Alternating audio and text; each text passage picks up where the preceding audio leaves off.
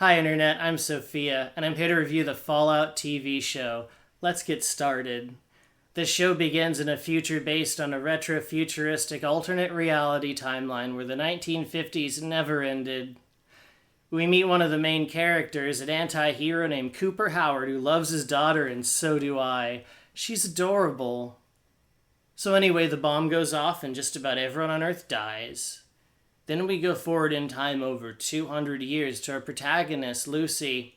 She's a vault dweller, and she lives in Vault 33. It's special in that it's directly connected to Vaults 32 and 31. Very creatively named by those cut-ups at Vault Tech. She's about to stop boinking her cousin and start boinking a complete stranger. Like you do, right?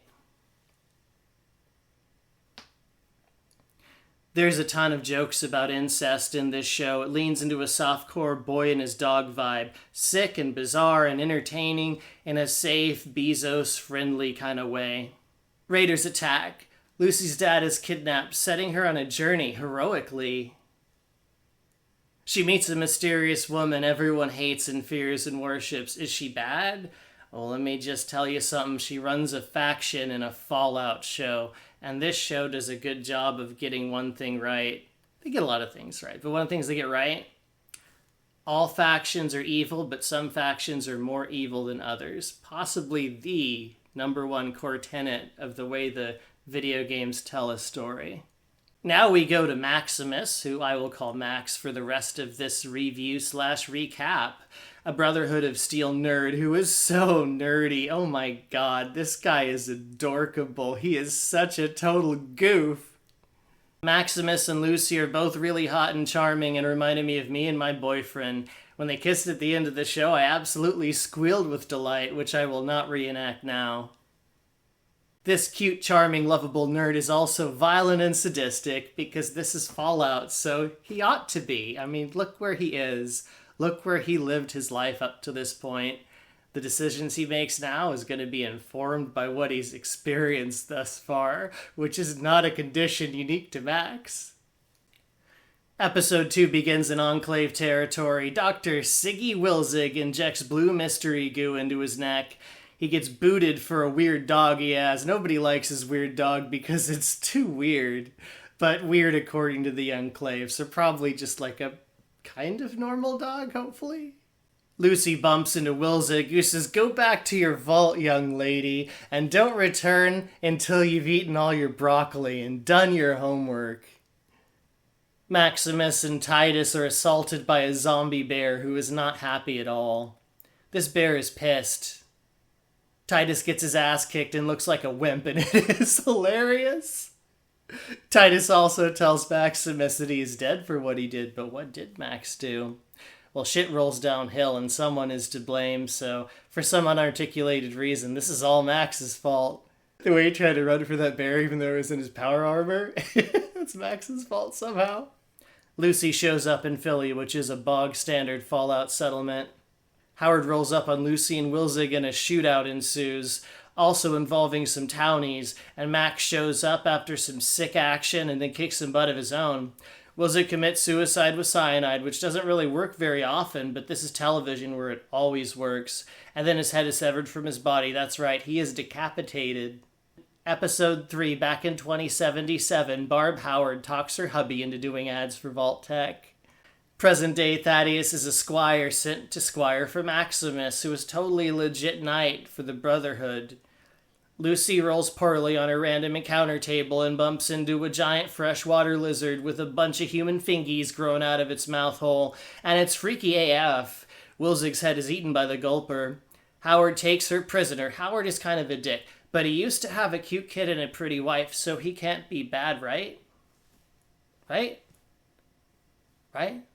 Howard sells Lucy to some creepazoids at a super-duper mart. Nostalgia. She's off to have her organs harvested by a Mr. Handy named Snip Snip. It's fun to say Snip Snip. I like to say Snip Snip. It's really, really fun to say Snip Snip. So she uses Snip Snip to destroy the slackers that are running this organ harvesting operation. But again, it's all Snip Snip. He's actually extracting the organs. They're literally like high off their asses on this couch in the middle of a dilapidated supermarket. So the first 4 episodes are phenomenal. The next 4 episodes, not quite as phenomenal. But the romance between Max and Lucy carries it.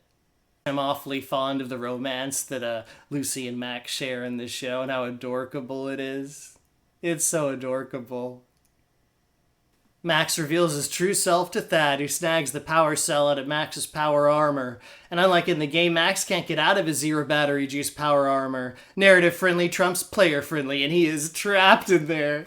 Lucy bumps into Max and in a textbook meet cute frees him from his metal murder suit. Max claims to be Titus, but as far as lies go, it's not that bad. He has his reasons. Shady Sands has seen better days before Lucy and Max arrive. It was the capital of the new California Republic.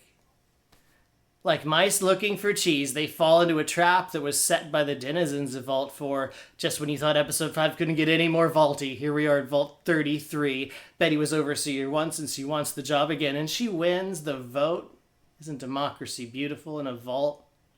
By the decree of Betty, half of Vault 33 is moved to Vault 32, and Norm has flashbacks of the mess it was, juxtaposed with the sights of the pristine vaultiness that now stands before him. Episode 6, Overseer Benjamin is a Cyclops. And Benny is ableist. She literally can't stop staring, not just at him, but everyone has like an ear on their head or like a nose on their forehead, and she's all just like staring daggers at everyone who looks a little different than she does.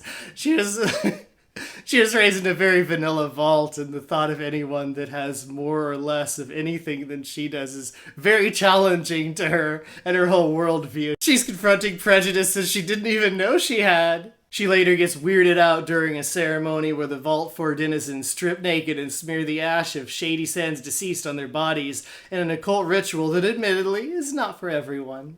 Max is given a bathrobe and it blows his mind.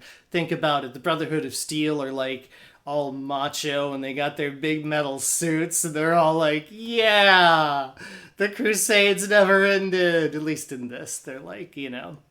They're Nazis in Fallout 4, and in Fallout 3 they're like just kind of jerks. But here they're like sort of religious. I don't really care, you know. It is what it is. But still, they don't like bathrobes is what I'm getting at. The Brotherhood of Steel has 0 bathrobes of the entire organization. They were all considered pre-war technology and burned at the stake. So his mind is blown by this bathrobe. He has a whole gift basket. He loves the caviar. He loves everything in this basket. But the bathrobe is really like the cherry on top. And he is just mush. Like he's just like before this scene, the whole show, he's just like, I am Max, and I am a geek, and I will murder you, and I'm adorkable. And in this scene, he's just like, my bathrobe. I'm melting in my couch. I never want to leave my vault. It's almost like a Star Trek vibes. Like, you know, in Star Trek, someone's just kind of chilling in their room, and they're just like, yeah, the holodeck's going to kill us all, but I don't care because I press a button here, and I got coffee, and I press it again, and I got a lobster, so I'm good. It's fine. 2077, Howard is weirded out by Barb because he doesn't think that women should work. Just kidding. Episode 7, Overseer Benjamin acts like he's just about to decapitate Lucy, but then, like, he very gently cuts the rope. And, like, if you think about it, even though Vault 4 has some weird things, like, there's a videotape of having a woman basically give birth to a bunch of piranhas and they instantly eat it, their mammal mommy. That's weird, and, like, they do all kinds of weird stuff. They're mutants that were from a bunch of mad scientists who started Vault 4. And it was this whole, like, science can also be diplomacy and a ruling class, but then look, we're evil because Fallout's all about these really direct statements more than actual events. It's all very, like, it's like a diorama. Nothing's really real in Fallout. Everything's a statement. It's all satire, basically. So this is just satire on, like, don't let scientists be in charge or they will give everyone an ear on their head. And really, they're not that weird, honestly. Like, I think it's sort of like an attempt by the writers to challenge the notion that, you know, I wouldn't even necessarily call these disabilities, but, like, people that have differently shaped bodies aren't necessarily evil just because they're quote-unquote ugly. And I think that's what Lucy's going through.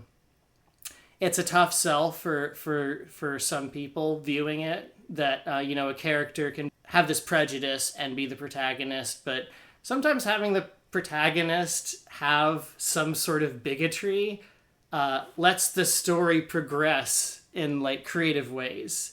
And if you're just sort of blind to all the prejudice that really exists in the world, you can't tell those stories. So I think it was a good decision they made. Max wakes up from his bathrobe-induced stupor and puts on his power armor and turns into like Rambo and just starts punching the crap out of everyone in Vault 4 for no reason. It's completely redundant. So Lucy's son's getting real low big guys him and he chills out and they just kind of leave. And he doesn't even take the bathrobe. He really loves Lucy more than that robe. It's amazing. That's an arc. That's what we're looking for. Episode 8, the season finale. Howard snoops on his wife and hears Vault-Tec plans to destroy the world in a nuclear apocalypse. Does this make it a fact that they did it? No, but this establishes a darker, more sinister Vault-Tec than found in the actual Fallout canon. It does highlight the shift away from Cold War xenophobia on, both sides of that whole equation in real life. And it's more about just like American corporations being evil, which is kind of like more played out, sort of, and like a lot less risky. And ironically, Big Evil Bezos, with his big evil corporation, clearly thought that was a safer bet to sell people than not only is the American government a bunch of shitbirds, but in some ways communists are too, and also the games get kind of racist.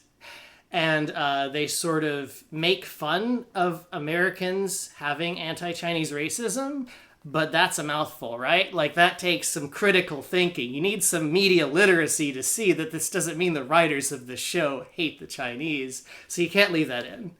Honestly, I probably wouldn't myself. I ran a Fallout tabletop campaign, and all of that was removed for a similar reason. I felt icky doing it. I felt icky writing it. So if they feel icky writing it, like I felt icky writing it, especially when their audience isn't like 5 of their friends, but millions of hypercritical nerds with access to social media, OMG. Either way, they're boned. They got a critical hit on their torso. Whether they run with all this hardcore satire of how, screwed up America was in the 50s, or whether they just pretend that, that 2077 wasn't really 1950. That was the aesthetic. But in terms of, like, their views of race and gender, they're at least as progressive in the flashbacks to Fallout as we are today.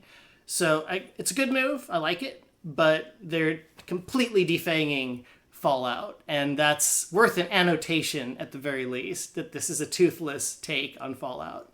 Maxie is promised to be the right-hand man to the leader of the Brotherhood of Steel for his Machiavellian shenanigans. Like, you killed that dude, and you said you were the dude, and that's the kind of, like, murdery-necessitude that we're missing. And, Brotherhood's getting soft, it's getting weak, and we need cold-blooded killers like you, Max.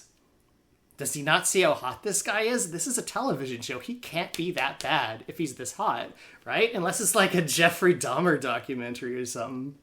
Norm sees a brain on a Roomba, and the brain on the Roomba tells him all sorts of stuff, and then he just kind of hops in a cryopad, and really, like, I've said enough. I don't need to get into every detail at the end of the show. The last episode has way too much talking and drama. It bites off way more than it can chew, and it totally loses the magic of the first 7 episodes. It becomes a completely different show, really, and a show I don't really like half as much, to be honest. The last episode, picture if The Last of Us had a really wacky, funny, goofy, adorkable episode with bright, saturated No, right? That would be tonal whiplash, as the kids say on the internets. It would be tonal whiplash. And this episode is tonal whiplash, or if not tonal whiplash, it's at least it's a dog trying to roller skate in the Olympics. It's adorable that it's trying, but by God, it's not working for it. So yeah, this show effing rules. I want 50,000 million billion seasons, and that's not how anything works, so I'm not going to get them. But I want more seasons. I really want some more seasons of this show. I want so many seasons. Lucy abandons Max.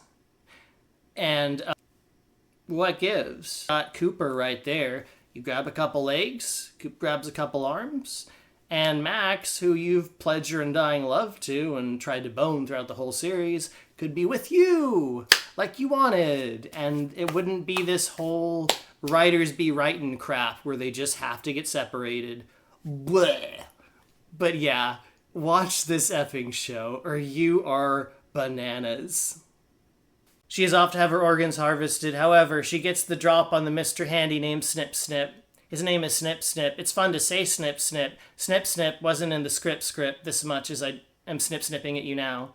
It's fun to say. Did I mention that? So the first 4 episodes are goated, and the last 4 episodes are not. But there is that romance, right? I mean, well, I liked it. What you're saying?